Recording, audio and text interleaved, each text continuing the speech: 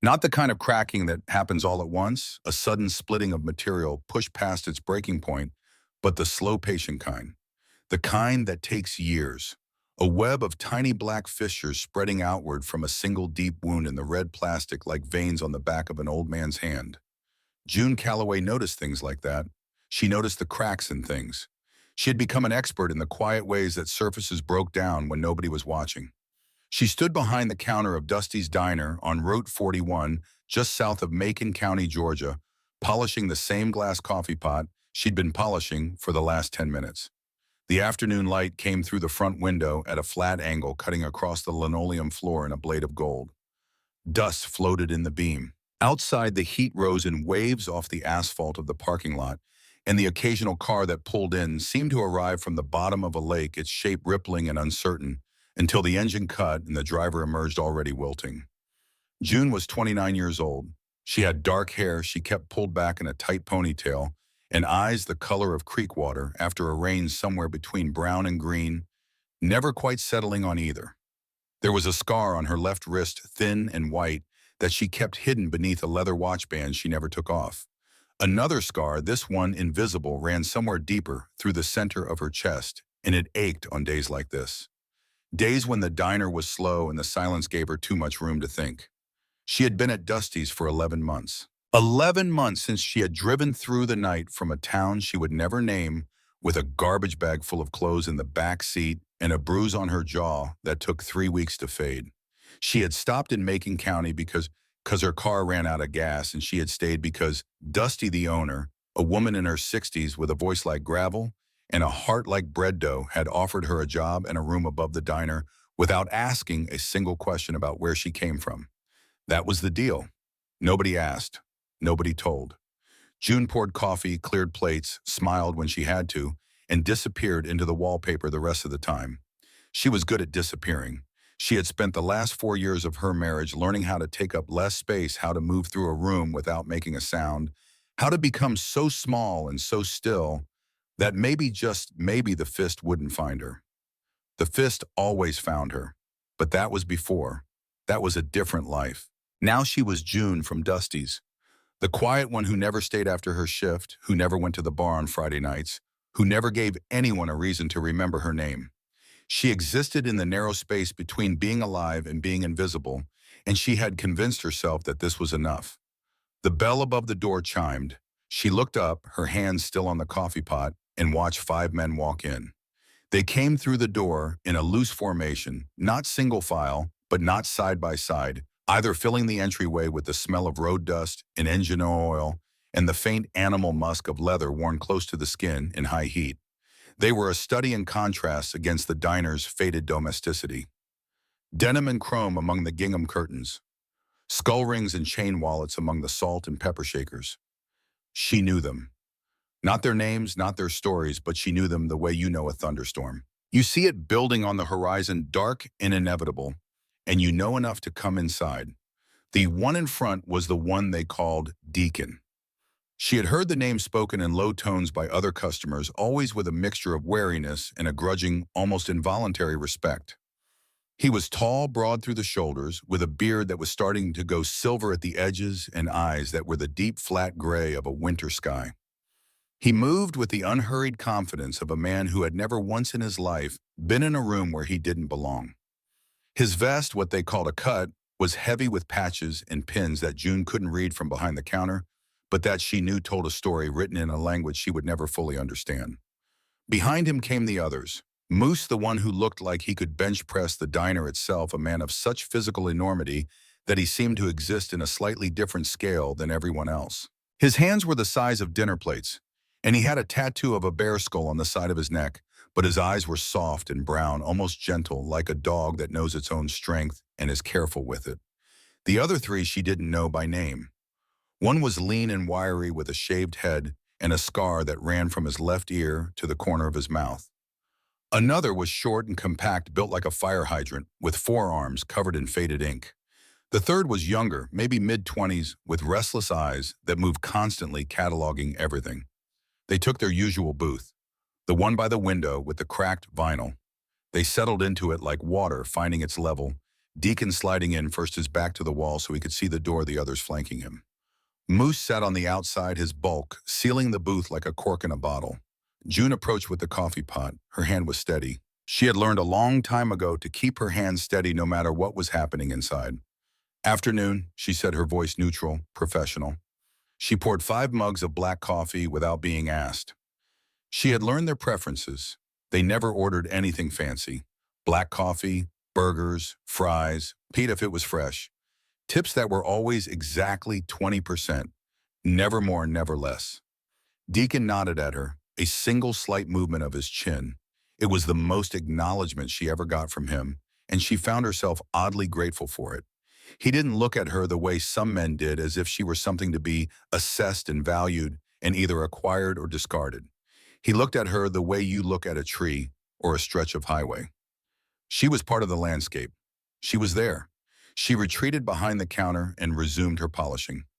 There was a ritual to the way Deacon's crew occupied a space. June had observed it over the months the way a bird watcher observes migratory patterns from a distance with quiet fascination. Deacon always sat with his back to the wall. Moose always sat on the outside of the booth, his body a barrier between the group and the rest of the room.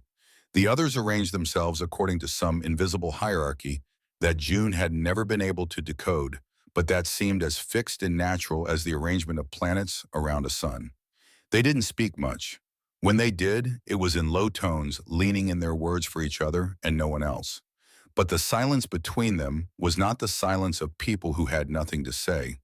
It was the silence of people who had said everything that needed saying a long time ago and now communicated in a language that didn't require words. A look, a nod, a barely perceptible shift of posture that meant something only they understood. June envied that. She envied the certainty of belonging somewhere, of being part of something that would hold you up when you couldn't hold yourself. She had never had that. Not in her childhood, which had been a series of houses that were not quite homes. Not in her marriage, which had been a trap disguised as a shelter. Not here where she was safe, but alone, protected by her own invisibility. The diner had maybe a dozen other customers, a couple in their 40s eating in silence, the kind of silence that spoke of years of arguments that had been fought and lost and were no longer worth having. A trucker with a newspaper folded to the crossword. 2 teenage boys sharing a plate of fries and talking in low conspiratorial voices about something they clearly didn't want the world to hear. The ordinary machinery of an ordinary afternoon. Then the bell chimed again and something changed. The man who walked in was old. Not just old the way your grandfather is old, not just elderly or aged or senior, but ancient, as if time itself had spent decades working on him, like wind on sandstone, wearing away everything that wasn't absolutely essential. What remained was a frame of bone and tendon inside a dark green jacket that hung on him like a flag on a still day. The jacket was worn thin at the elbows and collar, but it was impeccably clean pressed with a precision that suggested it was one of the last things in his life he could still control. On the left breast was a faded patch, an eagle, with its wings spread barely visible beneath the ears. He moved with a slow, deliberate shuffle, his worn loafers whispering against the linoleum. His hands trembled, a constant, gentle tremor that turned every movement into a negotiation with his own body. June watched him, the coffee pot forgotten in her hands. There was something about the way he moved that caught her, something beyond the obvious frailty. He moved with purpose. He was headed somewhere specific. Every eye in the diner followed him. The couple paused their silent meal. The trucker looked up from his crossword. Even the teenagers stopped whispering. They all expected him to take a seat at one of the small tables along the wall, the ones reserved by unspoken agreement for people who ate alone. He didn't. He walked straight toward the booth by the window, straight toward the island of leather and silence. He didn't look around for permission. He didn't slow down. He walked with the single-minded determination of a man who had made a decision and was going to see it through no matter what it cost him. June's hand tightened on the coffee pot. She felt a sudden irrational urge to intervene, to intercept him, to steer him gently toward a safer harbor. But something held her back, something in the set of his jaw, the steadiness of his pale, watery blue eyes. Moose tensed when the old man reached the edge of their table. June saw it, the subtle shifting of weight, the hand that dropped instinctively to his side. But Deacon gave a nearly imperceptible shake of his head. and Moose relaxed. The old man stopped. He stood at the edge of their booth like a man standing at the edge of a cliff, looking down. His voice when it came was soft and raspy, but clear as the bell that had announced his arrival. "Excuse me," he said. He paused and cleared his throat, his trembling hands clasped in front of him. "My name is Walter Braddock. I'm 83 years old." He let the number hang in the air for a moment, as if it were itself an argument, a credential. "My wife Dorothy, she's been gone 6 years now." Silence. The fluorescent lights hummed overhead like a living thing. "I don't like eating alone," Walter continued, and his voice wavered just slightly like a candle flame in a draft. "It doesn't sit right with me. 6 years of it, and it still doesn't sit right." He took a small, shaky breath and asked the question that would rearrange every life in that diner. "I was wondering, could you eat lunch with me?" The silence that followed was so complete that June could hear the ice shifting in the soda machine behind the counter. She could hear her own heartbeat. She could hear the almost inaudible creak of leather as the bikers looked at Deacon waiting for the signal. A dismissal, a cold stare, a single word that would send the old man shuffling back into his solitude. Deacon held Walter's gaze. June watched his face, searching for the reaction, and what she saw surprised her. She saw something shift behind those granite eyes, something that cracked open for just a moment before closing again. He saw what she saw, the loneliness in Walter's eyes vast as a desert, the fear beneath it, and beneath the fear an astonishing, reckless bravery. It took courage to walk up to 5 men who looked like they could dismantle you with a thought and ask them to share a meal. It took a kind of strength that most people lost before they turned 30, ground down by rejection and propriety, and the relentless training that taught you to stay small, to stay safe, to never ask for what you needed. June knew about that training. She had graduated at the top of her class. She thought of all the times she had needed help and had not asked. All the mornings she had stood in front of a mirror cataloging the damage and had told herself that it wasn't bad enough to bother anyone. All the nights she had lain awake in the dark listening to the sound of her own breathing and had thought, this is what you deserve. To be alone, to be quiet, and to take up no space at all. And here was this old man, this trembling ancient man in his worn-out jacket doing the things she had never been able to do. Asking, simply asking. It was the most radical act she had ever witnessed.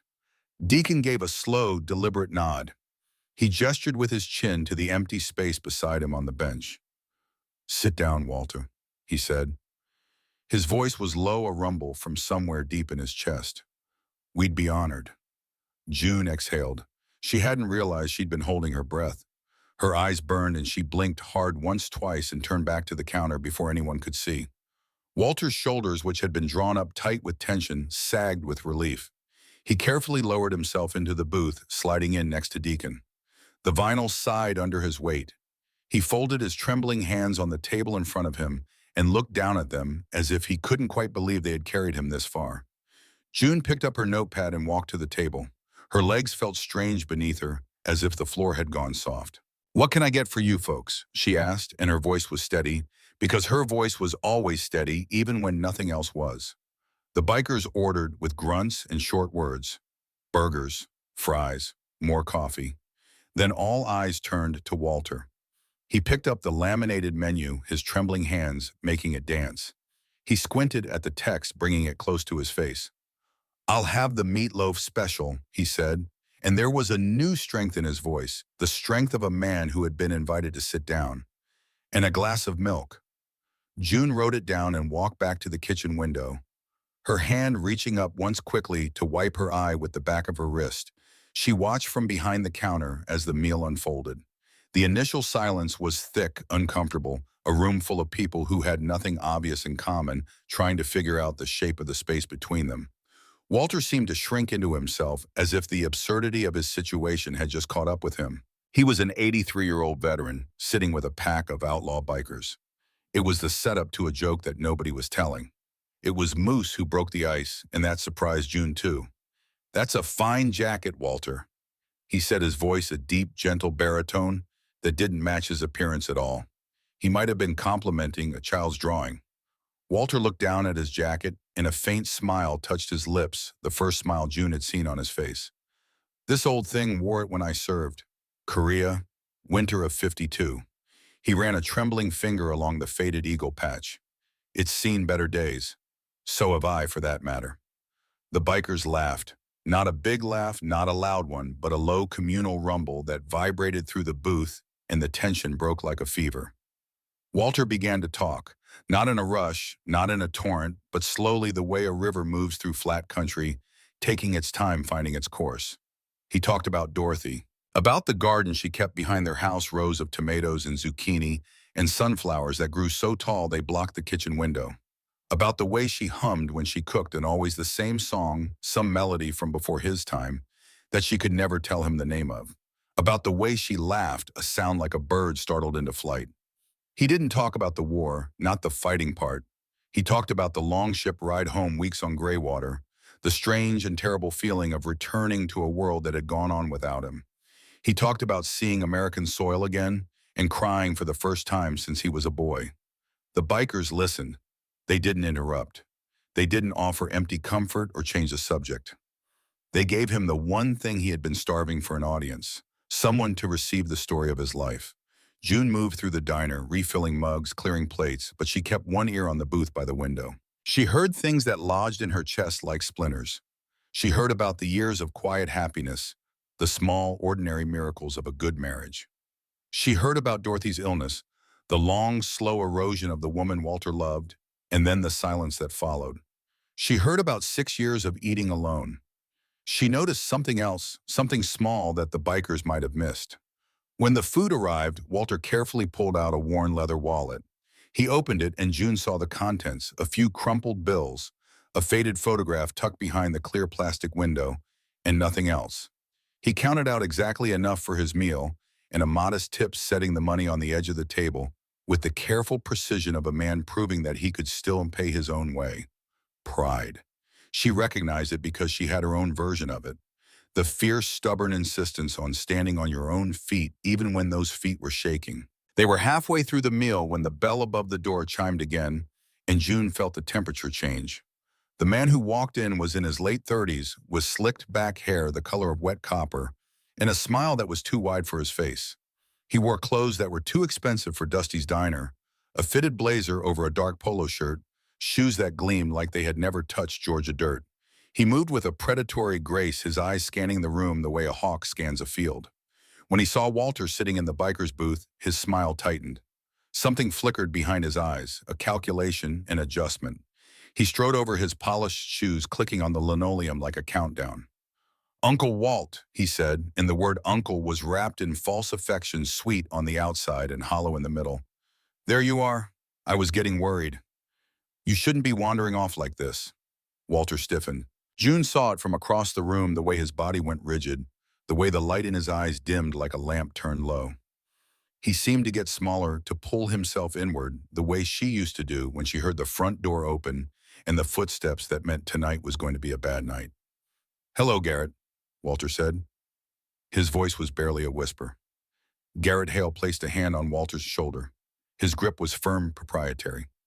June saw Walter wince, a quick flutter of pain across his face that was there and gone in an instant. "You shouldn't be bothering these gentlemen." Garrett said, his eyes moving over the bikers with a look of thinly veiled contempt. "Come on, let's get you home. You've got those papers to sign, remember?" Deacon didn't move. He raised his eyes to Garrett's face with the slow deliberation of a man who has all the time in the world. "He's eating with us," Deacon said. His voice was flat, not angry, not threatening, just flat. A statement of fact as immovable as the ground. Garrett's smile faltered. He was accustomed to intimidating old men, not men who looked like they had been forged in a furnace and cooled in something darker than water. He tried to recover. "Look, I'm his nephew. I'm responsible for him. He gets confused sometimes." "He seems plenty clear to me," Deacon replied, his voice dropping half a register. "He came in here, ordered his own lunch, and asked to sit with us. That's about as clear as it gets." "He's a grown man," Deacon added, leaning forward just slightly. "He decides who he eats with. And right now he's eating with us." The challenge hung in the air like smoke. Garrett's eyes darted around the diner, looking for allies, for someone who might take his side, and found nothing but the cold, impassive stares of four bikers and the blank faces of customers who had suddenly become very interested in their plates. June watched from behind the counter, her fingers gripping the edge so hard that her knuckles went white. She knew that look on Garina's face. She had seen it on another face in another life. The look of a man who was used to controlling a room and had just discovered that the room had opinions of its own. Garrett released Walter's shoulder. His smile slid back into place, a mask that didn't quite fit. All right, no problem." He raised his hands in mock surrender. "Finish your lunch, Uncle Walt. I'll be back in an hour. We've got business to take care of." He shot one final look at Deacon, the kind of look that promised this wasn't over, and turned on his heel. The bell above the door rang his exit like a warning. After Garrett left, the booth fell silent. Walter stared down at his half-eaten meatloaf, the fork motionless in his trembling hand. His appetite had vanished. June could see it in the way his shoulders had curled forward, the way his head hung, as if the brief encounter had drained him of whatever reserves of courage had brought him through the door in the first place. He looked old again. Not the dignified old of a man with stories to tell, but the diminished old of a man who had been beaten down by something he couldn't fight with his fists. Deacon waited. He didn't push. He let the silence do the work the way a good fisherman lets the line go slack before the next pull. After a long moment, Walter looked up. His eyes were swimming. His lips moved once, twice before the words came out. "He's not my nephew." The words cost him something. June could see the price of them in the way his jaw tightened, the way his hand closed into a fist on the table, as if he were trying to hold on to the last shreds of his dignity. "He's the son of a man who used to live next door," Walter continued, his voice barely above a whisper. "He started coming around after Dorothy passed, said he wanted to help, said he wanted to look after me." Moose leaned forward. "What kind of help, Walter?" Walter shook his head, the gesture heavy with shame. "My pension. He offered to help me manage the checks. Said the bank was too far for me to drive. He was helpful at first. Now the money just disappears. He says it goes to expenses. For my care." Walter looked down at his worn jacket, at his scuffed shoes, at the thin, veined hands that couldn't hold a fork steady. "He wants me to sign the house over to him. Says it's too much for me to manage on my own. Says he'll put me in a nice home." He said the word home the way you'd say the word grave. The silence at the table was a living thing, heavy and thick, pressing down on everyone who sat within it. The bikers exchanged glances, the kind of glances that carry the weight of decisions being made in real time. June could see it happening, the way the muscles in their jaws tightened, the way their shoulders squared, the way the careless, lounging posture they had maintained all afternoon hardened into something alert and purposeful. Moose's hand curled into a fist on the table, then slowly uncurled. The lean one with the scar traced a line on the tabletop with his finger over and over, a repetitive motion that might have been contemplation, or might have been the depression of something far more volatile. And Deacon. Deacon sat perfectly still, but his stillness had changed. It was no longer the stillness of repose. It was the stillness of a predator that has sighted its prey and is calculating the distance. June was polishing the same spot on the coffee pot that she'd been polishing for the last 15 minutes. She had heard every word. She'd seen Garrett before, always with Walter, always with that too-wide smile, that hand on the old man's shoulder that looked caring from a distance, but up close was a leash. She had felt that prickle of unease, that gut-level alarm that rang every time something was wrong, and the surface was pretending everything was fine. She had always dismissed it. Not her business. She had her own problems, her own rent to pay, her own careful, invisible life to maintain. Getting involved with other people's trouble was how you got found, how you got hurt, how you ended up in an emergency room at 2 in the morning explaining to a skeptical nurse that you had walked into a door. But watching Walter sit in that booth, hearing his voice crack under the weight of what he was admitting, she felt something she hadn't felt in a long time. She felt the crack in the wall she had built around herself, the same kind of crack that was in the vinyl of that booth seat.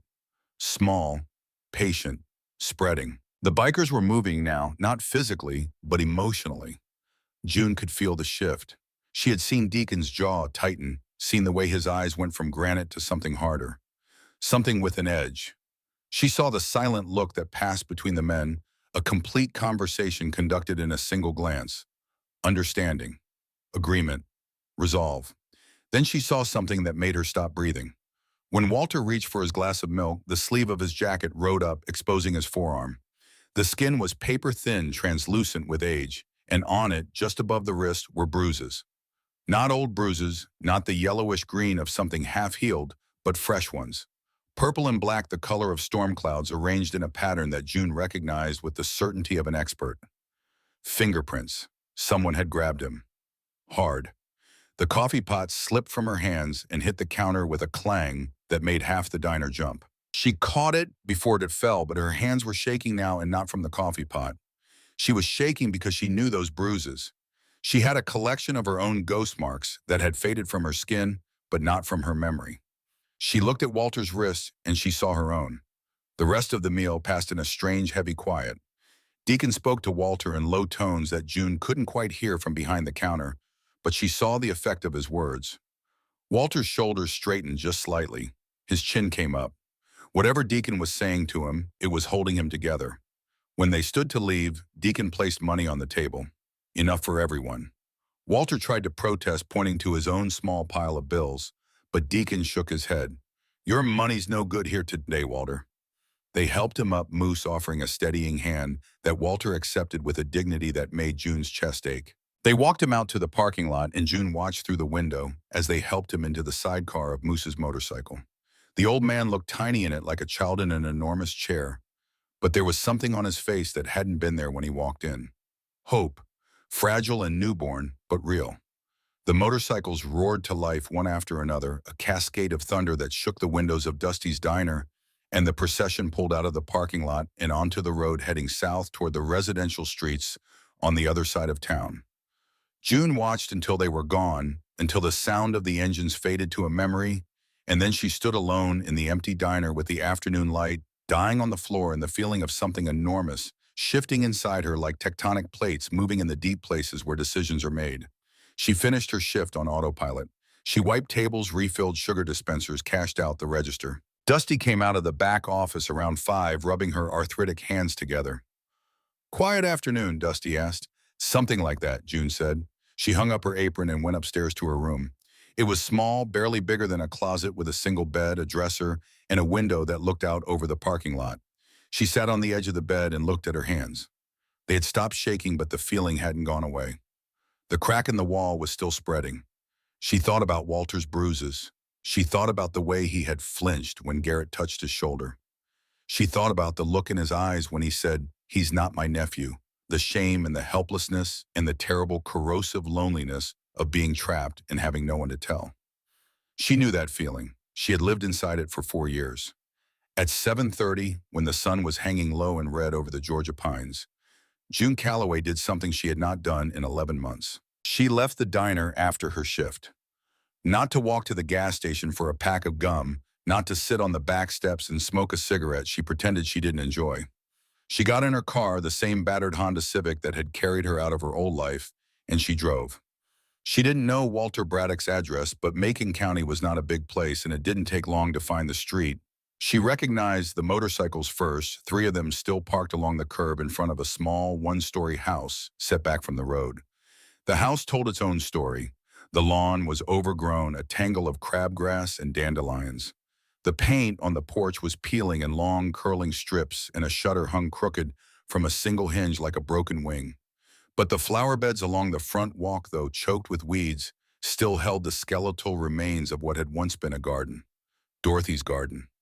June could see the ghost of it, the memory of beauty beneath the neglect. She sat in her car for a full minute, her hands on the steering wheel, her engine running. Every instinct she had cultivated over the past year told her to put the car in reverse and drive back to the diner. This was not her business. This was not her fight. She was a woman who had spent her adult life learning that getting involved with other people's pain was the fastest way to accumulate your own. But Walter's voice was in her head, that soft, raspy voice asking, "Could you eat lunch with me?" And she could not make it stop. She turned off the engine and walked up the path to the front door. It was Deacon who opened it. He looked at her for a long moment, his gray eyes unreadable, and then he stepped aside without a word. It was the most eloquent invitation she had ever received. The inside of the house was clean but sparse. The furniture was old, solid, mid-century pieces that had been well made and well cared for, but were now showing their age. The walls were covered with photographs, decades of life compressed into frames. A young couple on a wedding day. A man in uniform standing beside a propeller plane. A woman in a garden laughing, her arms full of sunflowers. The same woman, older, thinner, in a hospital bed, still smiling. Dorothy. Dorothy was everywhere in this house, and Dorothy was gone, and in her absence, the house had begun to die. The kitchen was the worst of it. June opened the refrigerator and found a carton of milk that was 2 days past its date, a half-empty jar of pickles, and a block of cheese that had started to grow fur. The pantry held a can of soup, a box of crackers, and nothing else. The counters were clean, wiped down with the compulsive thoroughness of a man who could control nothing else in his life, but could at least keep his surfaces tidy. But the cupboards were bare. The stove had a fine layer of dust on the burners, as if it hadn't been used in weeks. There was a single pot hanging on a hook by the window, polished to a dull gleam, and June looked at it and thought of Dorothy humming in this kitchen, filling this house with the smells of cooking, and the absence of that was so profound it was almost a physical presence. She opened a drawer and found a neatly folded pile of bills, all of them overdue. Electric, water, property tax. The amounts were modest, the kind of bills that a man on a military pension should have been able to handle without difficulty. But the money wasn't there. It had been diverted, siphoned, stolen by a man who brought nothing and took everything. Walter was sitting in a recliner in the living room, a blanket over his knees despite the warm evening. Moose and one of the other bikers were outside examining the sagging porch railing. Deacon stood by the fireplace, his arms crossed, looking at a photograph of Walter and Dorothy that sat on the mantel. "You're the waitress," Walter said when he saw her. Not a question. "June," she said. "My name is June." "June," he repeated and smiled. It was a tired smile, but a real one. "That's a good name. My Dorothy always said June was her favorite month. Everything blooming, everything just starting." She sat down on the couch across from him, and they were quiet for a moment, the kind of quiet that isn't awkward, but isn't comfortable, either the quiet of two people trying to figure out what comes next. "I saw the bruises, Walter," she said, and her voice didn't shake. She was proud of that. "On your arm. I saw them when you reached for your milk." Walter looked down at his wrist. He pulled his sleeve back slowly, and they both looked at the marks. Purple fingerprints on papery skin. "He gets frustrated," Walter said softly, "when I don't sign the papers fast enough, when I ask too many questions about where the money goes." "That's not frustration," June said. "That's abuse." The word hung in the room like a bell that had been struck. Walter's eyes widened, and then slowly they filled with tears. Not the tears of weakness, but the tears of recognition. Someone had named the thing he had been living with, had spoken it aloud, had made it real. "I used to be strong," he whispered. "I carried a rifle through the mountains of Korea in winter. I carried my buddies when they fell. I carried Dorothy up the stairs of this house on our wedding night." He looked at his trembling hands. "Now I can't even carry myself." June felt the crack in her wall break wide open. She felt the heat of something rushing through it, something she had kept dammed up for so long that she had forgotten what it felt like. "I know what it's like," she said, and the words came out before she could stop them, before the careful, protective instinct could clamp down. "To be hurt by someone who's supposed to take care of you. I know what it's like to feel trapped, to feel like there's nobody you can tell." Walter looked at her, really looked at her, and she saw in his pale blue eyes a recognition that mirrored her own. Two people separated by more than half a century, connected by the same invisible wound. "What did you do?" he asked. "I left," she said. "In the middle of the night. I drove until I ran out of bus and I ended up here." "Was it hard?" "It was the hardest thing I've ever done. And the bravest." Walter was quiet for a long time. Then he said something that would stay with June for the rest of her life. "Courage isn't about not being scared, June. Courage is when your hands are shaking so hard you can barely hold on and you step forward anyway." He looked down at his own trembling hands, and a small, crooked smile crossed his face. "I guess my hands have been training for courage my whole life." June laughed. It came out of her like unexpected and raw, and she pressed her hand over her mouth to catch it. But it was too late. The sound was in the room, and it was the sound of something breaking open that needed to break open. From the doorway, Deacon watched them both. His expression hadn't changed. Granite eyes, silver-edged beard, the stillness of a man who had learned that the most important things happened in the silences between words. But if June had been looking, she might have seen the smallest movement at the corner of his mouth. Not quite a smile, an acknowledgement. He turned and walked out to the porch where Moose was testing the railing with one enormous hand. "We're going to need more people," Deacon said. Moose looked at him. "How many on?" "All of them." Moose nodded, pulling out his phone. He didn't ask why. He didn't need to. Inside, June sat with Walter as the evening deepened. He showed her photographs. Dorothy in the garden, Dorothy at the beach, Dorothy holding a cat that had wandered into their yard and never left. He told her about the cat, an orange tabby named General, who had lived for 19 years and was buried beneath the magnolia tree in the backyard. Dorothy said the General was guarding us, Walter said. Even after he was gone, she said she could hear him purring at night. June listened. She held the photographs, carefully touching only the edges, the way you hold something sacred. When she finally stood to leave, it was full dark outside. The motorcycles were gone. Deacon and his men had left at some point without her noticing, moving with that strange, silent efficiency they seemed to possess. Walter walked her to the door, his shuffle slower now, fatigue dragging at him. "Will you come back?" he asked, and the question was so simple and so vulnerable that it nearly undid her. "I will," she said. She drove back to the diner in the dark, the road unspooling in her headlights, the Georgia night pressing close and warm against the windows of her car. She parked in her usual spot and sat there for a long time, her engine off, her hands on the steering wheel, staring at nothing. She thought about courage, about trembling hands and forward steps, about the fact that she had driven to a stranger's house and said words she had never said to anyone. "I know what it's like," and the sky had not fallen. She had not been struck. She had not been diminished. She had been heard. Something was changing in June Calloway. Something slow and patient and irreversible, like the cracking of vinyl under years of heat and weight. But this cracking was not destruction. It was the opposite. It was the breaking open of a shell that had kept her safe but had also kept her small. She went upstairs to her room. She sat on the edge of her bed.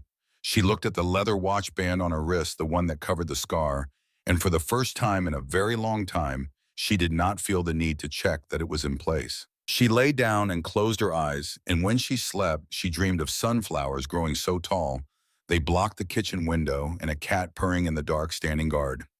In the morning, she woke to a feeling she barely recognized. It took her a moment to place it, to find the word for the warmth in her chest, the lightness in her limbs, the strange and unfamiliar sensation that the day ahead held something worth getting up for. Purpose. June Calloway had found a reason to stop disappearing. And somewhere across town, in a small, neat house with a crooked shutter and a garden full of ghosts, an 83-year-old man sat in his recliner with a glass of milk and looked at a photograph of the woman he had loved for 57 years. "I think I found them, Dorothy," he said to the empty room. "The good people you always said were out there." He took a sip of his milk, and his hands for just a moment were steady. The motorcycles arrived on a Saturday morning before the dew had burned off the grass. Walter Braddock heard them first as a distant rumble, the kind of sound that starts in the belly and rises through the chest before it reaches the ears. He was standing at his kitchen window, holding a cup of coffee that had gone cold in his hands, watching the first light of day touch the tops of the Georgia pines. He hadn't slept well. He rarely did anymore. The nights were long tunnels with no lights, filled with the sounds of an empty house settling, creaking, breathing without lungs. Then the rumble grew closer, and he looked out the front window and saw them. Not 5 motorcycles, 15. They lined up along the curb like a cavalry regiment, chrome catching the morning sun, engines growling and then cutting to silence one by one, leaving a ringing quiet in their wake. The men who climbed off those bikes were carrying things that Walter did not expect. Not weapons, not threats, toolboxes, hedge trimmers, bags of groceries, paint cans. A man the size of a refrigerator was holding a flat of marigolds in his enormous hands, cradling them like a child. Walter pressed his palm against the window glass and felt his chin tremble. He stood there watching as the men fanned out across his yard, and something that had been locked tight in his chest for 6 years began to shake loose. Deacon was the first to the door. He knocked twice, waited, and when Walter opened it, he simply said, "Morning, Walter, we brought breakfast." Behind him, Moose held up a bag from the diner. June Calloway stood beside him, still in her work apron, her hair pulled back, her eyes bright with something Walter hadn't seen in them before. She was carrying a casserole dish. "June made this," Moose said. "She says it's a breakfast casserole, but I think it's just eggs with attitude." June swatted his arm and Moose pretended to flinch, and Walter laughed. It was a small sound, rusty from disuse, but it was real, and it filled the doorway like light. They came inside and they got to work. For the rest of that day, the quiet street was transformed. Hammers rang, saws buzzed. Men who looked like they should be tearing things apart were putting things together instead. The lawn was mowed and edged. The crooked shutter was rehung. The porch railing was rebuilt, sanded, and painted a clean white that gleamed in the afternoon sun. Inside the kitchen, a scrub, the leaking faucet was fixed, and the refrigerator, that hollow monument to neglect, was filled. Milk, bread, eggs, vegetables, meat, things that a man needed to live, not just survive. A biker named Slim, a wiry man with a handlebar mustache and unexpectedly gentle hands, commandeered the kitchen and made a stew that filled the house with a warmth it hadn't known in years. The smell of it crept through every room, settling into the curtains and the cushions, and Walter sat in his recliner and breathed it in and closed his eyes, and for a moment it was Dorothy's kitchen again. He told Slim about the cornbread, Dorothy's cornbread, the recipe that existed nowhere on paper, that lived only in Walter's memory. He recited it from his chair, his eyes closed, his voice taking on the cadence of prayer. 2 cups of cornmeal, 1 cup of flour, a pinch of sugar. Just a pinch, mind you. Dorothy was clear about that buttermilk till the batter looks like yellow velvet and bacon grease in the cast iron skillet. Heated until it smokes. Slim listened with the reverence of a student receiving sacred text, and he made the cornbread, and when it came out of the oven, golden and fragrant, Walter took a bite and his eyes filled with tears. "That's it," he said. "That's hers." Slim nodded, understanding that the praise had nothing to do with him and everything to do with the woman whose ghost still lingered in the kitchen, humming a song no one could name. Outside, the transformation continued. The bikers worked with the steady, tireless efficiency of men who were accustomed to working with their hands and who understood, perhaps better than most people, the satisfaction of taking something broken and making it whole. They didn't just repair what was damaged, they improved it. The porch railing was wider and sturdier than the original. The shutters were rehung with new hardware that would hold for decades. The garden beds were cleared of weeds and replanted with marigolds and petunias, and in the bed beneath the kitchen window, a row of tomato seedlings that Moose had brought from his own garden. June worked alongside the men, and something in her was shifting. She cleaned windows and organized the pantry and carried bags of topsoil to the flower beds, and with every task, she felt the geography of her life rearranging itself. For 11 months, she had occupied the smallest possible space, a room above a diner, a route between the counter and the kitchen, a life defined by its borders. Now the borders were expanding. She was stepping over lines she had drawn for herself, and the ground on the other side was solid. She was sorting through a closet in the hallway when she found it. A shoebox on the top shelf pushed to the back, covered in a fine layer of dust. She almost put it back, but something made her open it. Inside were letters, dozens of them written on cream-colored stationery, in a precise feminine hand. She recognized the handwriting from the labels on the jam jars in the pantry, the same careful script. Dorothy's letters. June sat on the hallway floor and read.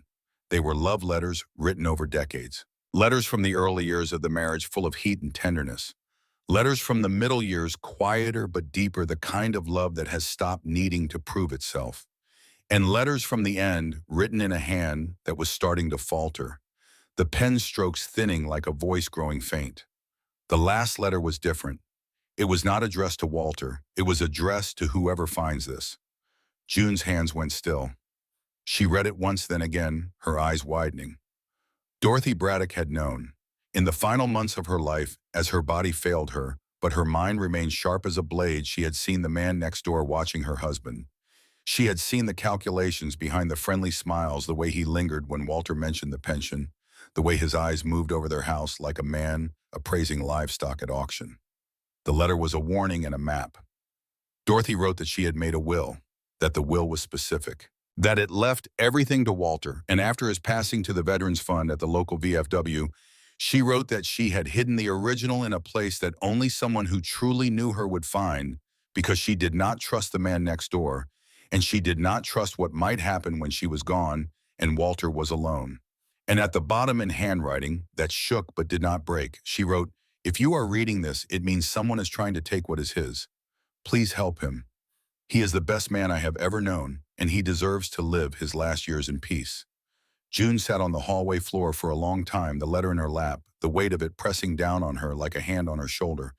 Then she stood up and went to find Deacon. She found him on the back porch looking out at the magnolia tree. The tree was enormous, ancient, its branches spreading wide over the backyard like protective arms. Beneath it, barely visible in the tall grass, was a small stone marker, the general's grave. "I found something," June said, and her voice was steady. Deacon read the letter once. His expression didn't change, but something shifted in his posture, a subtle squaring of the shoulders, a deepening of the stillness that preceded action. He folded the letter carefully and handed it back to her. "Hold on to that," he said. "We're going to need it." He called over the man they called Ratchet. June had noticed him earlier, a thin, quiet man in his 50s with wire-rimmed glasses and a tattoo of a calculator's on his forearm.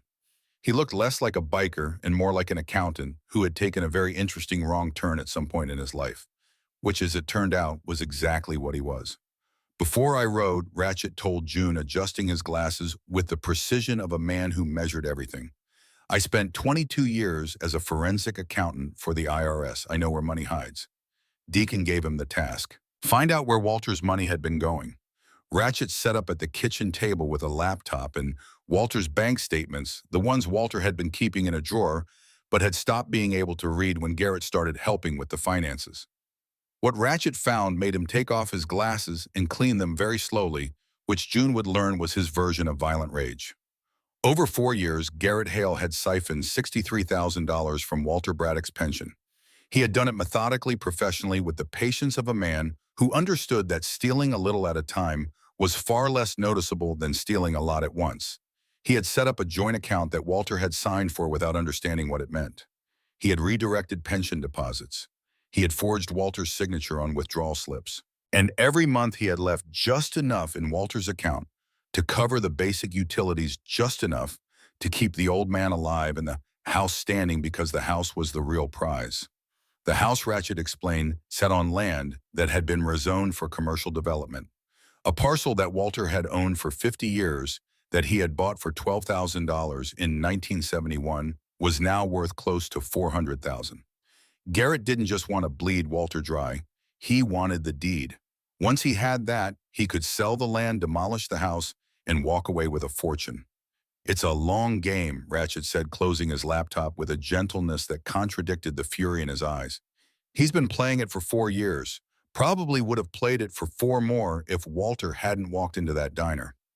"How do people like him sleep at night?" June asked. Ratchet took off his glasses and cleaned them. "Very well, in my experience. That's the thing about people like Garrett. They don't see Walter as a person. They see him as an asset, a piece of property with a pulse. The cruelty isn't personal, it's transactional. And that makes it worse because you can't appeal to a conscience that was never there." June thought about that. She thought about her ex-husband, about the way he could hit her with one hand and hold a beer with the other, about the casual, almost bored expression on his face while he did it. Ratchet was right. The worst cruelty was the kind that didn't even bother to feel anything about itself. She looked at the numbers on Ratchet's screen, at the spreadsheet of stolen months, and she felt something crystallize inside her. Not anger, though there was anger. Not pity, though there was pity. Something harder and clearer than either. A decision. June listened to all of this sitting at Dorothy's kitchen table, her hands wrapped around a mug of coffee that had gone cold. She felt the anger building in her, a slow, hot pressure behind her ribs that was different from the fear she was used to. This anger had direction. It had purpose. It wasn't the helpless rage of someone being hurt, but the focused fury of someone who had found something worth fighting for. "What do we do?" she asked. "We build a case," Ratchet said. "We document everything. Bank records, forged signatures, the discrepancy between what went in and what went out. Then we find that what Dorothy hid." And Garrett Deacon, who had been standing by the kitchen door, spoke for the first time. "Garrett is going to find out what happens when you pick the wrong man to prey on." But Garrett Hale was not a man who waited for the axe to fall. He swung first. 3 days later, on a Tuesday morning, a deputy sheriff's cruiser pulled up to Walter's house. Two officers got out, their faces set in the uncomfortable expression of men who were doing something they didn't enjoy but felt obligated to do. They had a complaint, filed by Garrett Hale. The complaint alleged that a group of known criminal associates were harassing and potentially kidnapping an elderly, mentally impaired man named Walter Braddock, who was under the legal care of his appointed guardian. Deacon met them on the porch. He was polite. He was cooperative. He did not raise his voice or clench his fists. He invited them inside where Walter was sitting in his recliner, watching a baseball game and eating a sandwich that Slim had made for him. "Mr. Braddock," one of the officers said, "are you here of your own free will?" Walter looked at the officer with his pale blue eyes. "Son," he said, "I am 83 years old. I served this country in Korea. I've lived in this house for 53 years. I am sitting in my own recliner in my own living room eating a ham sandwich. If that isn't free will, I don't know what is." The officers exchanged a glance. They asked a few more questions. They looked around the house, noting the fresh paint, the full refrigerator, the general air of a home that was being cared for. They left with polite nods and the vague promise to look into things. But the damage was done. The word was out. Garrett was pushing back, and he was pushing hard. The next blow came on Thursday. A letter arrived at Walter's house, delivered by certified mail. It was from an attorney's office in the county seat. Garrett Hale was petitioning the court for legal guardianship of Walter Braddock on the grounds of diminished mental capacity. The petition claimed that Walter was unable to manage his own affairs, that he was being unduly influenced by criminal elements, and that his safety required the intervention of a responsible party. Walter read the letter 3 times.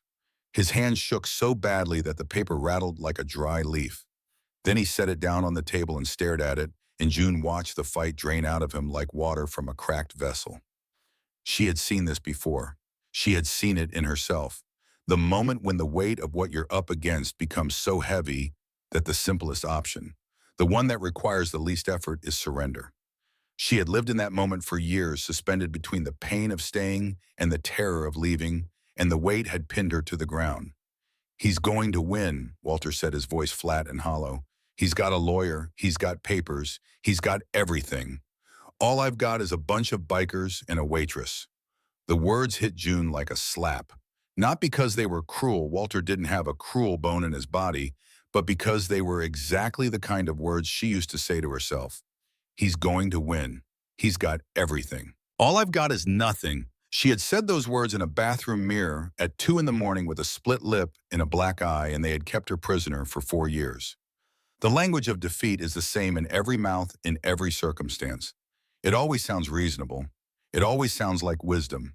And it is always, always a lie.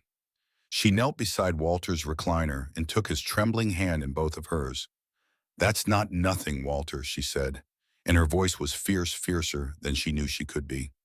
"That's everything. Those men out there, they chose to be here.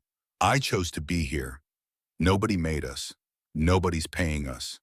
We're here because you walked into a diner and asked for company, and that was the bravest thing any of us has ever seen." Walter looked at her, and she saw the tears standing in his eyes, and behind the tears, a tiny, stubborn flame that refused to go out. "Dorothy would have liked you," he said. "I wish I'd known her." "You do know her," Walter said. "She's the one who wrote that letter you found." June squeezed his hand. Then she stood up, walked to the kitchen, and called the number she had found 3 hours earlier, a legal aid organization that specialized in protecting veterans from elder abuse. She had spent those 3 hours on Ratchet's laptop, searching, reading, making notes. She had been afraid to make the call, afraid of putting herself on the record, of creating a trail that someone someday might follow back to the life she had fled. But she made the call. And when the woman on the other end of the line asked her name, she said it clearly: June Calloway. The legal aid organization assigned a lawyer named Harlan Driscoll, a retired Navy JAG officer who had spent his post-military career doing pro bono work for veterans. He was in his 60s with a mane of white hair and a courtroom manner that had been described by opposing counsel as a slow-moving avalanche. Driscoll came to Walter's house on a Friday evening. He sat at the kitchen table, read the bank records Ratchet had assembled, read Dorothy's letter, and looked at the bruises on Walter's arm, which had faded from purple to a sickly yellow. "This is textbook," He said not to anyone in particular, but to the room, to the injustice of it. Financial exploitation, physical intimidation, isolation of the victim. I've seen it 100 times. It never gets easier. He looked at Walter. Mr. Braddock, I want you to understand something. What this man has done to you is a crime, multiple crimes, and we are going to make sure he answers for every single one of them. But first, we need to win the guardianship hearing. If he gets guardianship, he controls everything. Your money, your house, your medical decisions. We cannot let that happen. Walter nodded. What do you need from me? I need you to be yourself, Driscoll said, on the stand in front of the judge. I need you to be the man you are, clear, proud, competent. Can you do that? I've been that man for 83 years, Walter said. I can be him for one more afternoon. Driscoll turned to June. And I need you to testify. You're the independent witness. You have no connection to the bikers, no connection to the legal system. You're a civilian who saw something wrong and chose to act. Your testimony is the linchpin. June felt the fear surge up in her, cold and familiar, like an old friend she had been trying to outrun. To testify meant to go on the record, to stand in a courtroom and give her full name, her address, her place of employment. It meant becoming visible in a way she had spent 11 months avoiding. It meant that her ex-husband, if he was still looking for her, if he had not given up, might find her. She opened her mouth to say, I don't know if I can, but before the words came out, she looked at Walter, and Walter looked at her, and something passed between them that was stronger than fear. She closed her mouth. She nodded. I'll be there, she said. The days before the hearing passed in a blur of preparation and dread. Driscoll built his case methodically, brick by brick. Ratchet's financial records, Dorothy's letter, photographs of Walter's bruises, statements from neighbors who had seen Garrett coming and going at odd hours, a statement from the diner owner, Dusty, who had served Walter for years and could attest to his mental clarity and independence. Driscoll came by the house 3 times to prepare Walter for the stand. He ran through questions, testing Walter's recall, his composure, his ability to stay focused under pressure. Walter was sharp, remarkably so, but he tired easily, and there were moments when the fear crept back in, when his voice faltered and his eyes went distant, and Driscoll would stop and wait and let Walter find his way back.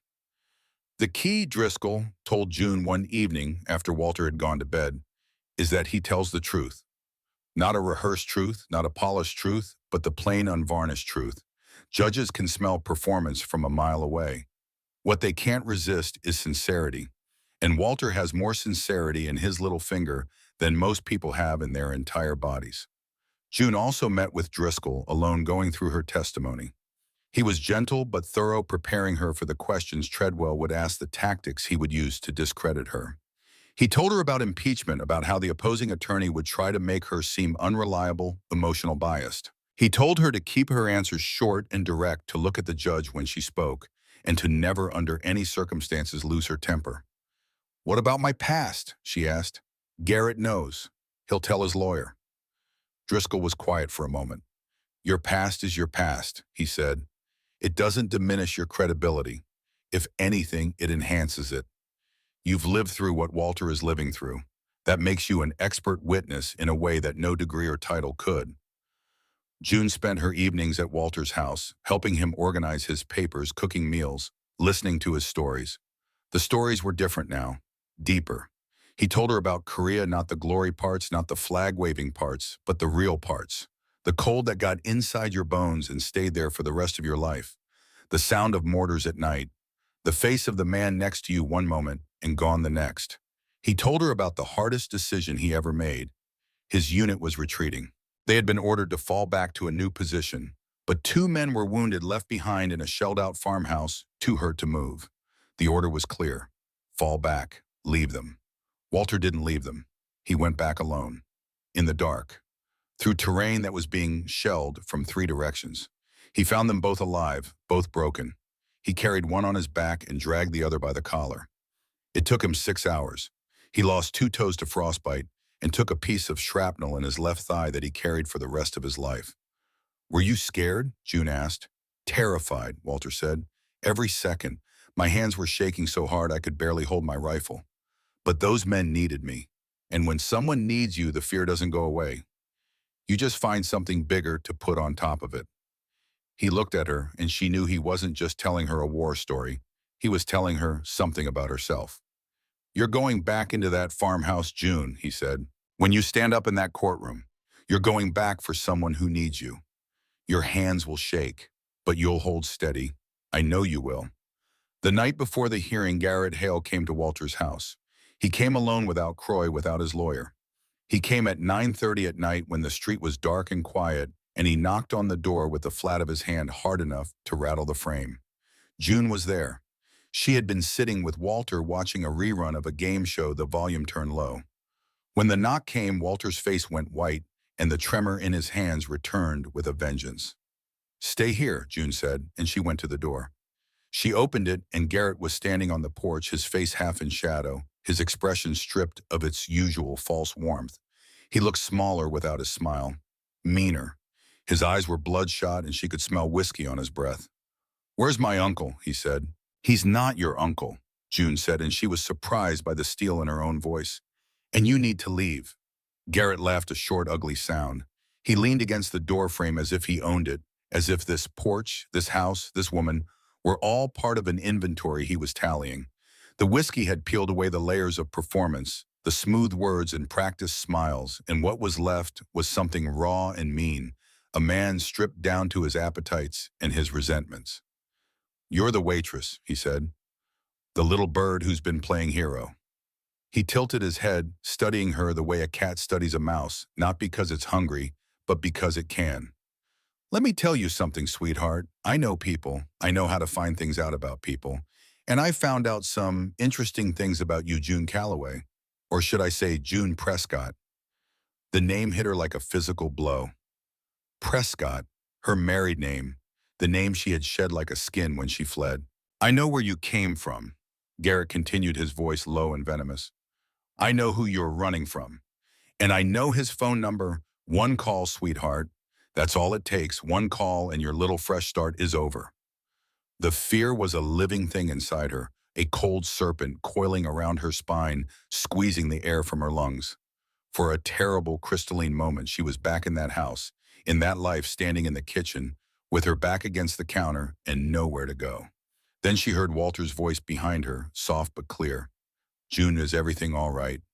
And the serpent released its grip. Not all the way, not completely, but enough. She looked Garrett Hale in the eyes and she said, "Make your call." Garrett blinked. He had expected tears. He had expected capitulation. "Make your call," June repeated. "And tomorrow I will stand up in that courtroom and tell the judge everything. Every dollar you stole, every bruise you left, every lie you told. I will do it with my real name, both of them, and I will not stop talking until the whole county knows exactly what you are."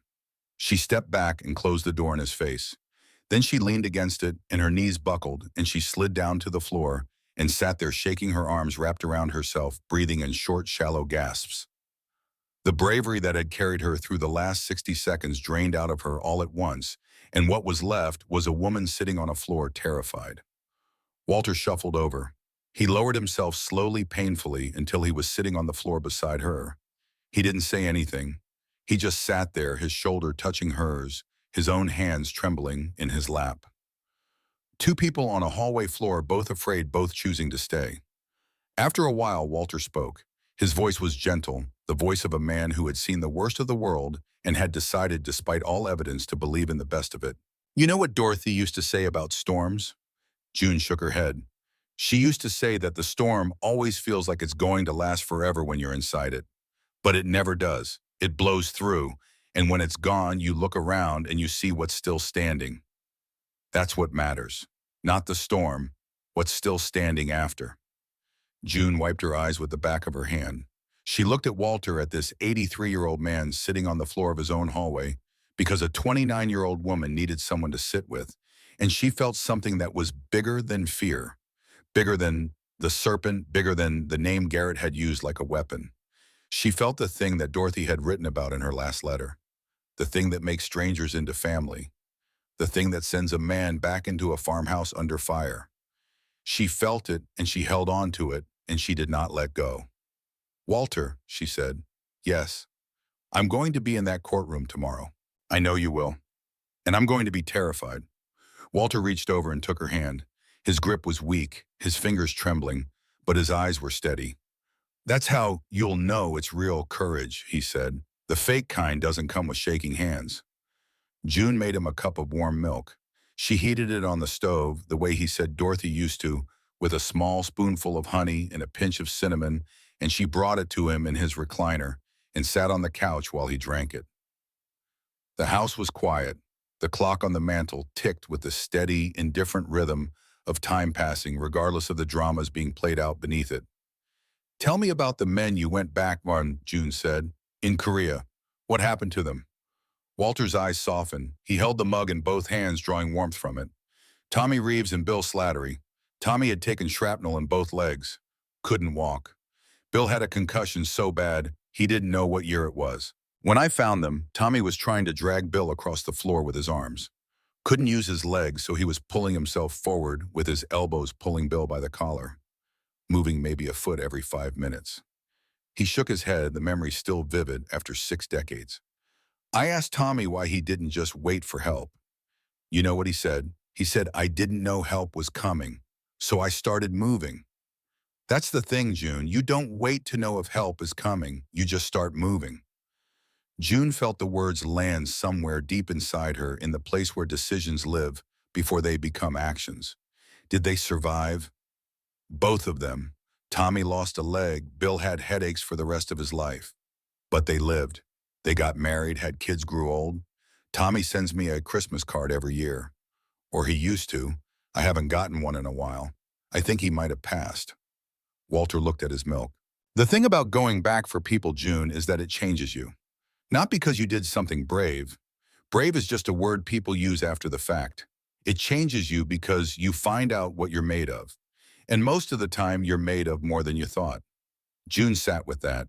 She sat with it the way you sit with a good meal, letting it settle, letting it nourish. Tomorrow they would walk into a courtroom. Tomorrow they would face the storm. And when it was over, they would see what was still standing. Outside in the dark Georgia night, the sound of a motorcycle engine rumbled in the distance. Then another, and another. Deacon and his men making their rounds, keeping watch, circling the small house like sentries around a campfire. The sound of the engines faded and returned, faded and returned, a rhythm like breathing, like the heartbeat of something larger than any one of them. June listened to it as she drove back to the diner, and for the first time, the sound of engines in the dark didn't make her afraid. It made her feel like she was not alone. And in the small room above Dusty's diner, she lay in bed and stared at the ceiling and did not sleep, but she did not panic either. She lay still and felt the fear moving through her like weather, and she let it move, and she did not run. She thought about Dorothy's letter. She thought about Walter's hands shaking and steady at the same time. She thought about the bruises on his arm and the scars on her wrist, and the way that pain, when it is witnessed, when it is named, begins to lose its power. She thought about Garrett's threat. He knew her name, her real name. He could make that call. He could summon the nightmare she had spent a year escaping. But he could not make her silent. He could not make her small. He could not put her back in that kitchen with her back against the counter, because she had walked out of that kitchen and she had driven through the night and she had run out of being in a town where a woman named Dusty didn't ask questions and an old man named Walter asked for company and a group of men in leather chose honor over indifference. She was not the woman who had fled in the dark. She was the woman who was choosing to stay in the light. June Calloway closed her eyes. And when morning came, she got up, put on her best clothes, and drove to the courthouse. The Macon County Courthouse was a building that believed in itself. It sat on the town square like a fist of red brick and limestone, its columns straight, its steps worn smooth by a century of people walking up them to seek something they called justice. The morning light hit its facade at an angle that made it glow, and the flag on the pole out front moved in a breeze so slight that it was more of a suggestion than a wind. June Calloway parked her Honda Civic in the lot across the street at 8:15. The hearing was at 9. She sat behind the wheel for 5 minutes, her hands resting on her thighs, her eyes on the courthouse steps. Her heartbeat was a drum in her ears. Her mouth was dry. She had put on a blouse she'd bought at a thrift store the day before, a blue one that she thought made her look trustworthy, whatever trustworthy looked like. And her hair was down because she had decided that today she didn't need to hide behind a ponytail. She got out of the car and walked toward the building, and with every step she felt the weight of what she was about to do settle more firmly on her shoulders. She was not the only one who had come early. The motorcycles were already there. A row of them lined up along the curb like a chrome barricade. Deacon stood at the bottom of the courthouse steps with Moose and four others. Their cuts on their boots polished their faces, set in the expression of men who had come to do something that mattered and intended to do it correctly. They looked like an honor guard. They looked like a wall. Deacon saw her and nodded, that single slight movement of his chin that meant more than most people's speeches. Walter arrived in Driscoll's car at 8:40. The lawyer helped him out of the passenger seat with the care of a man handling something precious. Walter was wearing his dark green jacket, the one with the faded eagle patch, and his shoes were shined, and his thin white hair was combed back with a precision that made June's chest ache. He looked like a man who had decided that if the world was going to look at him today, it was going to see him at his best. He saw the bikers and stopped. He saw June and stopped again. His lower lip trembled once, and then he set his jaw and walked up the courthouse steps, and the bikers fell in around him without a word, a formation as natural as breathing. Garrett Hale arrived at 8:55, just under the wire. He came in a black sedan with his attorney, a thin man in a gray suit named Treadwell, who had the careful, measured expression of someone who made his living arguing things he didn't believe. Behind them came Croy, the muscle dressed in ill-fitting khakis and a sport coat that strained across his shoulders. He looked uncomfortable. He looked like a man who was beginning to suspect he had picked the wrong side. They entered the courthouse through the side door, avoiding the bikers. June watched them go and felt the fear rise, and she breathed through it the way you breathe through a wave, and she let it pass. Courtroom B was small, wood-paneled, with a high ceiling that made voices echo in ways that made everything sound more important than it was. The judge, the Honorable Margaret Sunderland, was already on the bench. She was a woman in her late 60s with steel gray hair and reading glasses that she wore in a chain around her neck and put on with the deliberate ceremony of a woman who wanted you to know she was about to pay very close attention. The hearing began. Treadwell, Garrett's attorney, spoke first. He was smooth and rehearsed, his voice carrying the practiced cadence of a man who had made this argument before.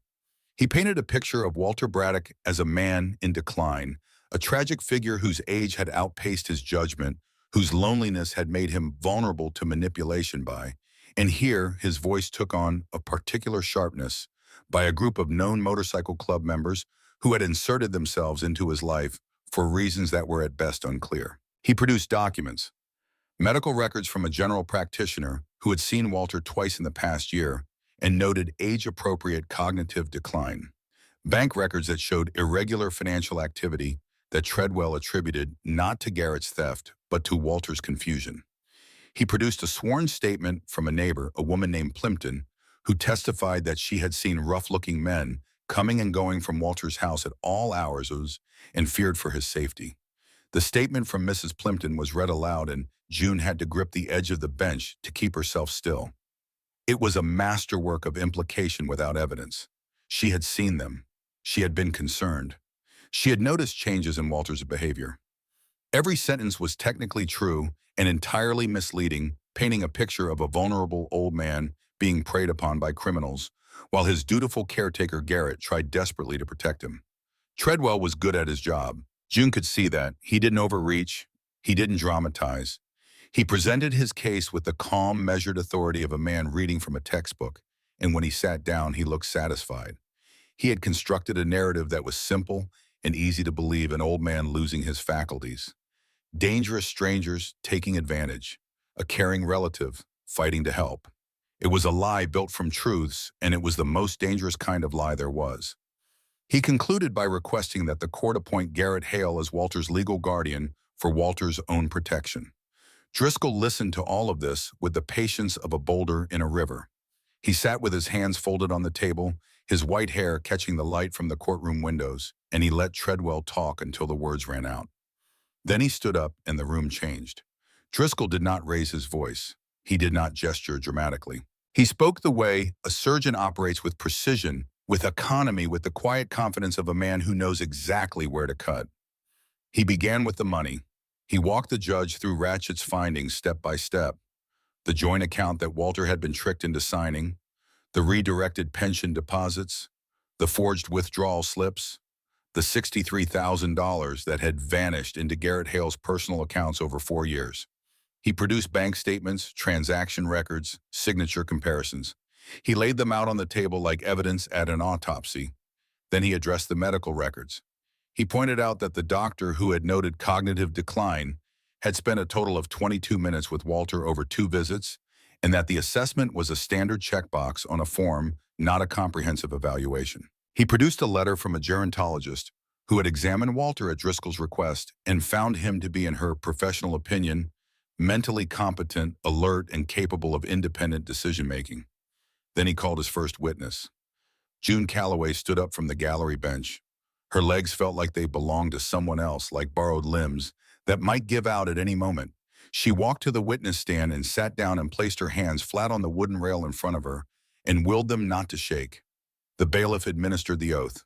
"Do you swear to tell the truth, the whole truth, and nothing but the truth?" She did. She swore it, and the words felt like an anchor, heavy and grounding. Driscoll approached the stand. His eyes were kind, but his posture was all business. "Ms. Calloway, can you tell the court how you know Walter Braddock?" She told him. She told him about the diner, about the day Walter walked in and asked to eat with the bikers. She described the meal, the conversation, the way Walter spoke with clarity and warmth about his wife, his service, his life. She described Garrett's arrival, the false familiarity, the grip on Walter's shoulder that made him wince. "And what did you observe after Mr. Hale left the diner that day?" Driscoll asked. "I saw bruises on Walter's arm," June said.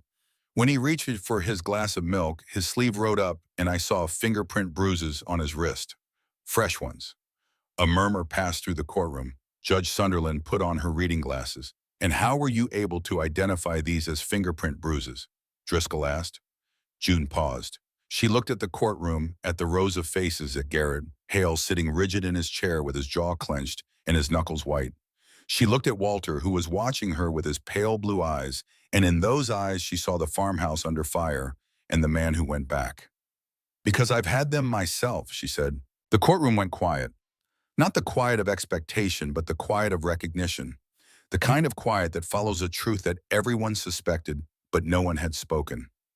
"I was in an abusive marriage for 4 years. June continued, her voice clear and unwavering. "I know what those bruises look like. I know how they're made. And I know the look on a person's face when they're being controlled by someone who is supposed to care for them. I saw that look on Walter's face when Garrett Hale walked into that diner." Treadwell objected. He called it irrelevant. Judge Sunderland overruled him with a single word and a look that could have frozen sunlight. June continued.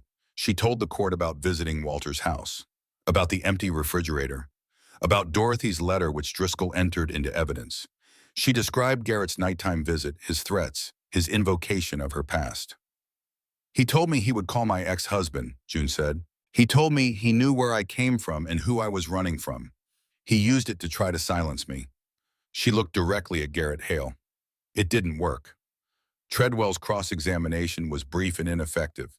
He tried to paint June as an unstable woman with a troubled past who had inserted herself into Walter's life for unknown reasons.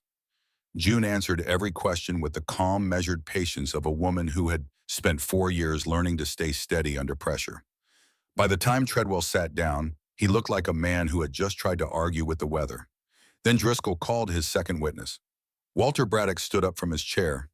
The room watched as he made his way to the witness stand, his shuffle slow, his back curved, his hands trembling.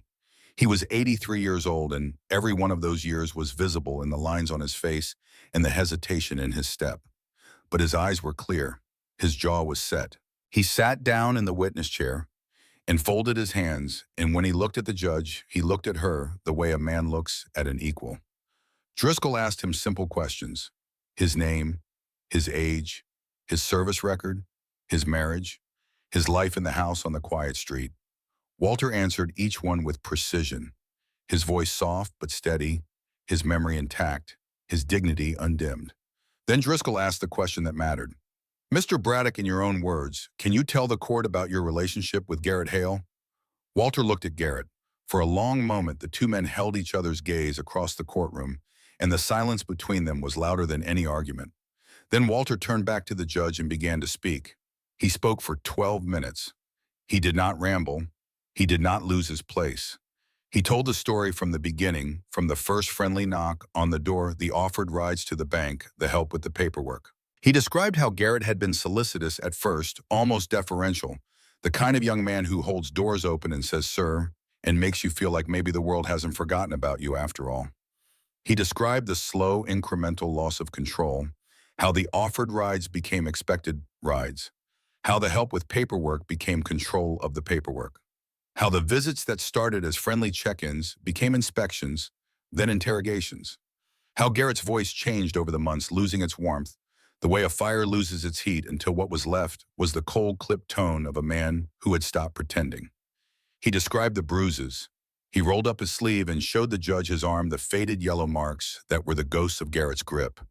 He did it without dramatics, without self-pity, the way a soldier shows a wound. "Here it is. This is what happened. Make of it what you will." He described the isolation. The way Garrett had discouraged him from going to the VFW, from seeing old friends, from eating at the diner. The slow, systematic severing of every connection that tied Walter to the world outside his house. The way Walter had become a prisoner in his own home, fed just enough to survive, given just enough freedom to maintain the illusion that he was free. He described the shame, the deep, corrosive shame of a man who had fought in a war and survived and built a life only to be brought low by a con artist with a smile and a handshake. He described the silence, the years of silence, the inability to ask for help, because asking for help meant admitting that you had been fooled, and admitting that you had been fooled felt like admitting that you deserved it. And then he said something that made Judge Sunderland remove her reading glasses and set them on the bench. "Your Honor, you have fought for this country. I have carried wounded men through the snow. I have buried my wife and mourned her every day for 6 years. I have endured things that would break most people, and I say that not with pride but with honesty. But nothing in all my 83 years has made me feel as small and as helpless as being robbed and hurt by a man who pretended to care about me." He paused. His hands were trembling, but his voice was not. "I am old. I am frail. My hands shake and my knees hurt, and some mornings it takes me 10 minutes to get out of bed. But my mind is my own. My memories are my own. My home is my own. And I am asking this court to let me keep them." The courtroom was silent. Judge Sunderland looked at Walter for a long time. Then she looked at Garrett Hale, and her expression was the expression of a woman who had been doing this work for 30 years and still had not run out of contempt for the people who made it necessary. She did not deliberate long.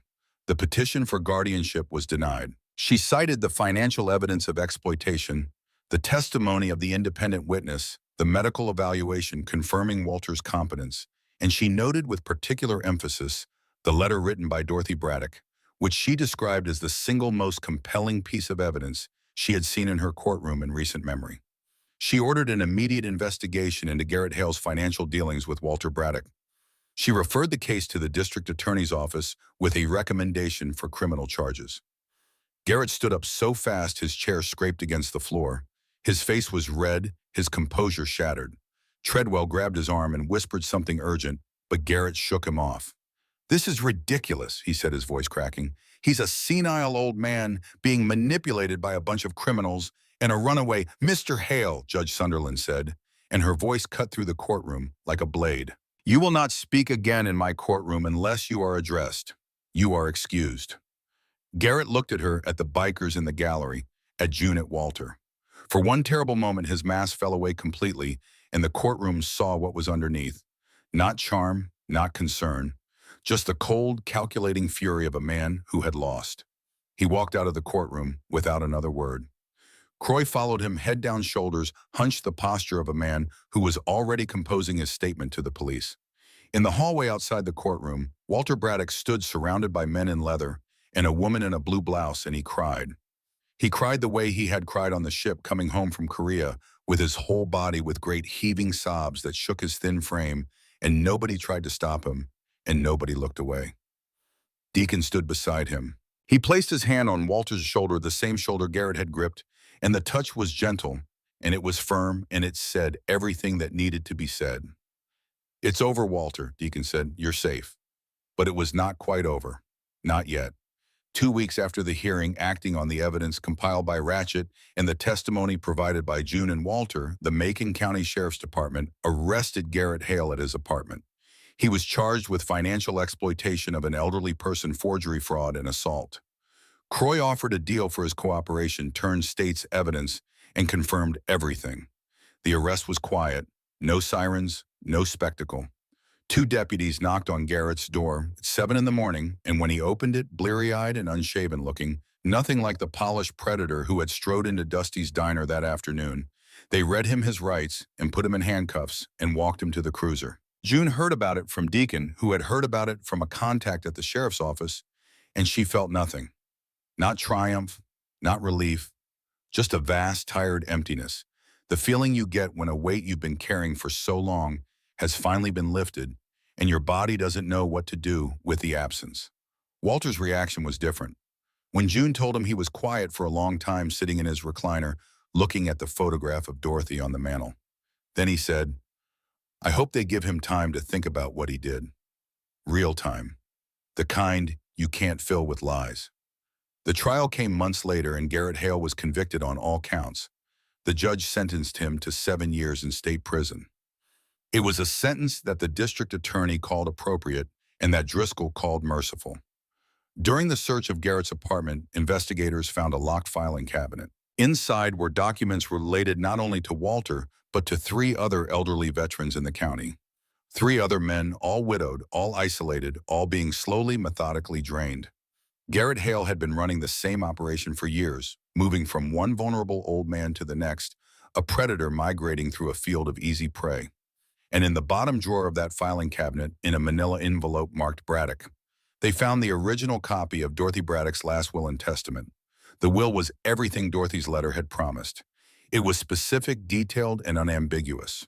The house, the land, and all assets were to remain with Walter for the duration of his life, and upon his passing, the proceeds from the sale of the property were to be donated to the local VFW chapter to establish a fund for veterans in need. Garrett's name did not appear anywhere in the document.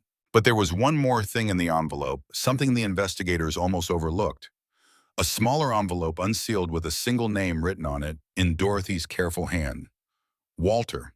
Inside was a letter, the last letter Dorothy Braddock ever wrote. June brought it to Walter on a Saturday afternoon. She drove to his house, which was no longer a house of neglect, but a house of life with a mowed lawn and painted shutters and marigolds blooming in the flower beds. And she sat down beside him in the living room and handed him the envelope. Walter's hands shook as he opened it. He unfolded the single page and held it close to his face, and his eyes moved over the words, and his lips moved silently as he read. June didn't ask what it said. She didn't need to.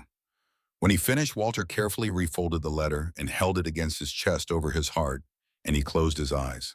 A single tear ran down his cheek following the familiar path through the wrinkles, and when he opened his eyes, he was smiling. "She knew," he said.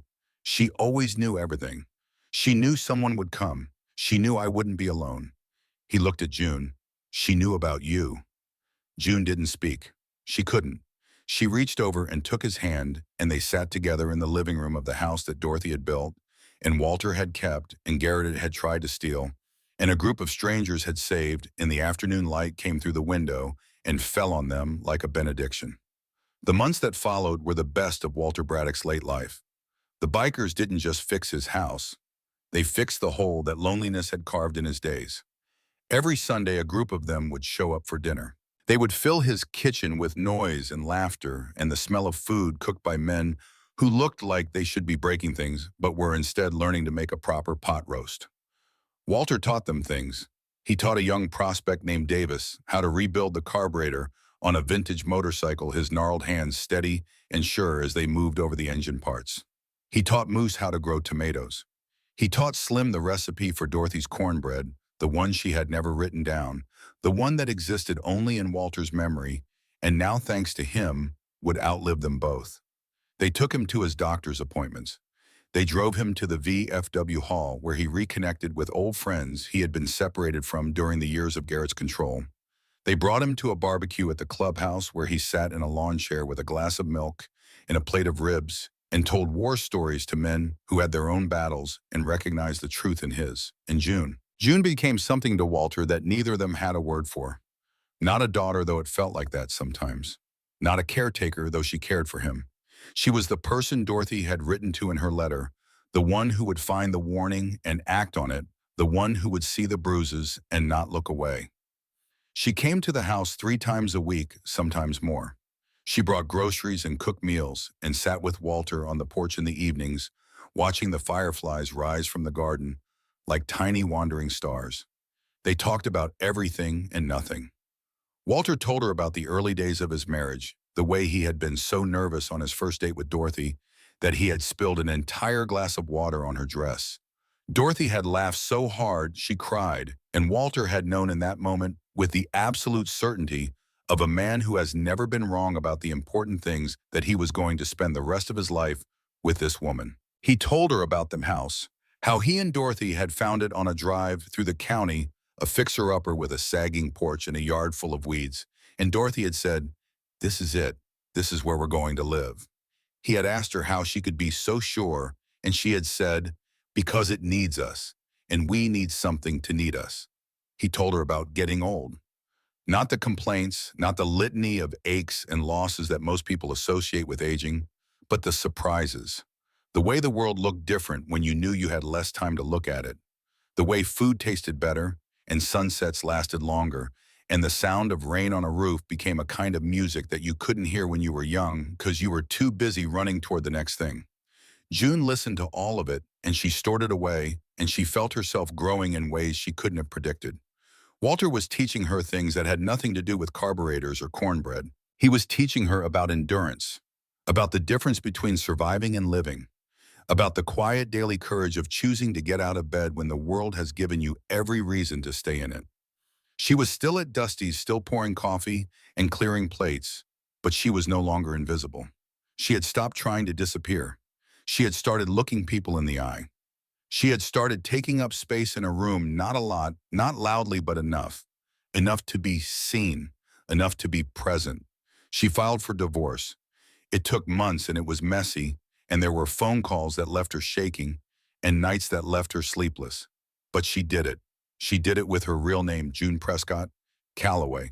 And when the papers were signed and the marriage was dissolved, she stood in the parking lot of the courthouse, the same courthouse where she had testified for Walter, and she looked up at the sky and breathed. Dusty retired the following spring, and June, to her own astonishment, took over the diner. She kept the name. She kept the cracked vinyl in the booth by the window. She added one thing, a small brass plaque screwed into the wall beside the booth where Walter had sat on that Tuesday afternoon. It read Walter's Table, reserved for good company. Walter Braddock lived for 8 more years. They were good years, full years, years of Sunday dinners and motorcycle engines and stories told in a living room that smelled like cornbread and stew. Years of doctor's appointments and VFW meetings and an old man sitting in a lawn chair in a garden that bloomed again because people had bothered to plant flowers. He passed away peacefully in his sleep at the age of 91, in his own bed in his own home on a night in October when the Georgia air was cool and the crickets were singing and the magnolia tree in the backyard stood guard over the general's grave. June found him in this morning. She had come by as she always did with coffee and a biscuit from the diner.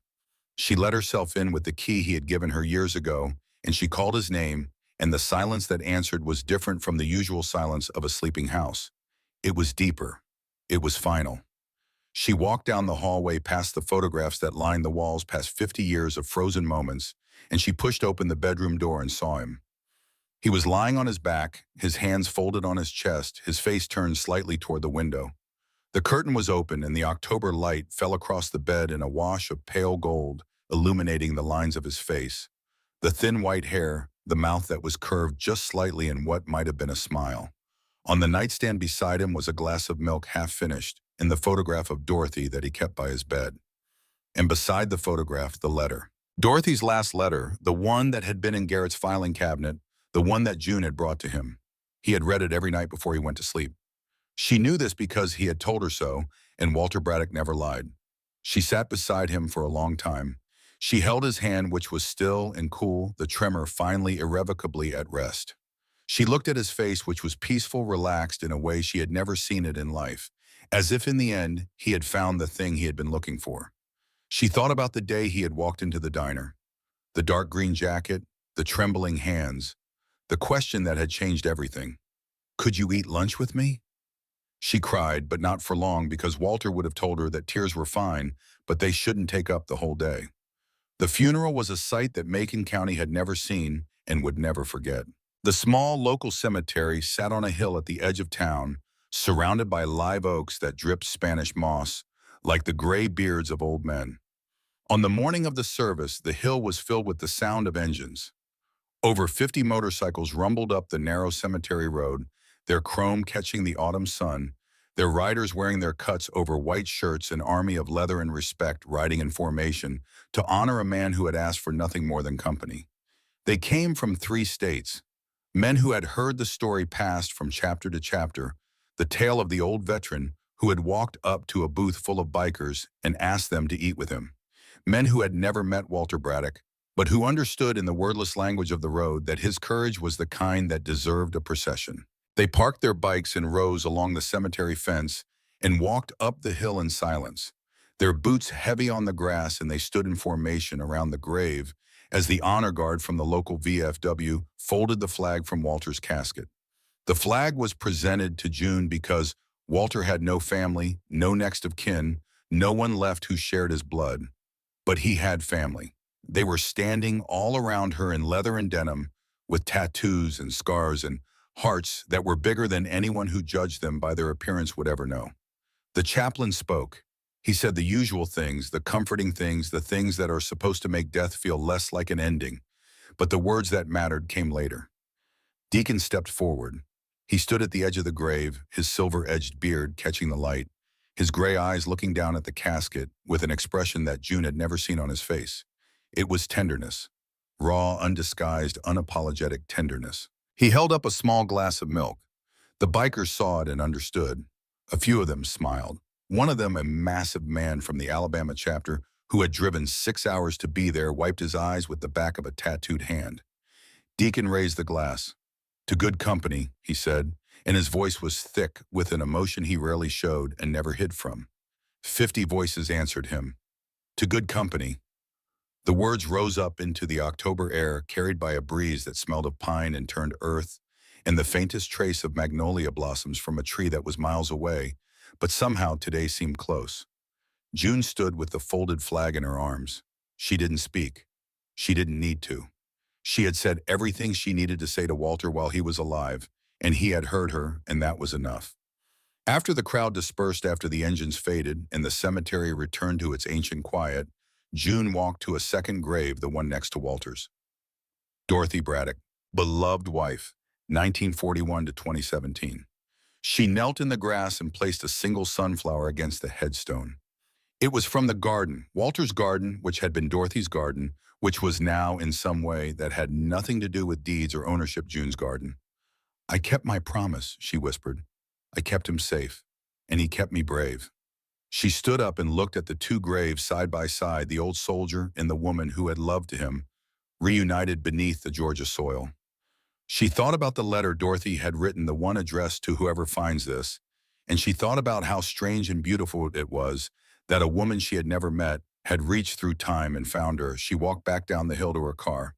The sun was low, painting the sky in shades of amber and rose, and the live oaks cast long shadows across the grass. She drove back to Dusty's diner, her diner now, and she unlocked the door and turned on the lights and started the coffee, and when the first customer of the evening walked in, she was standing behind the counter ready.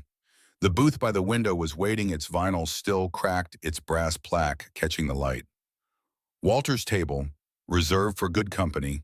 She poured a cup of coffee and set it on the counter, and she looked out the window at the Georgia sky, and she thought about an old man's trembling hands and the question he had asked and the world it had built.